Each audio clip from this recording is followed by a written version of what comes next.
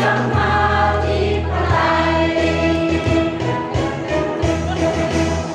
คนมีคุณธรรมปากจำใจนั้นงามสง่า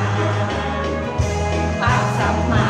ธิปไตยซื่อสัตย์ขยันเรามั่นคงศรัทธาชาติศาสตร์กษัตริย์พระดำรัสพ่อสอนไว้ให้เราพอเพียง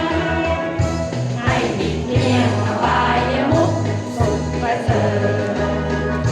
พึ่งตนเถิดเราอาสามาสละสร้างสรรค์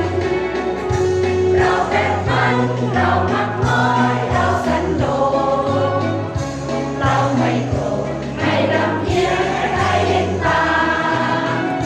พรรคสัมมาธิปไตยมีใจมุ่งมั่นมีแต่ทำแม้ลำบากยากแสนเข็ญเราต้องเพ่งเพื่อบ้านเมืองทั่วปวงประชาพรรคสัมมาธิปไตยสร้างไทยเจริญ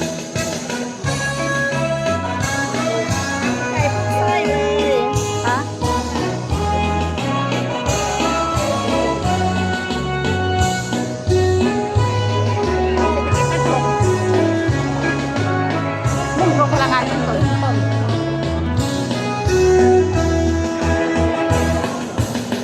คนมีคุณธรรมประจำใจนั้นงามสง่า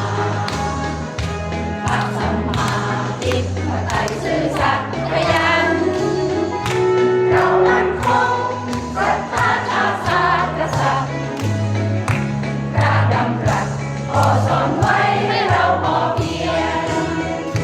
ให้หลีกเลี่ยงอบายมุขสุขจะเกิดขึ้นตนเถิดเราอาสามาสละสร้างสรรค์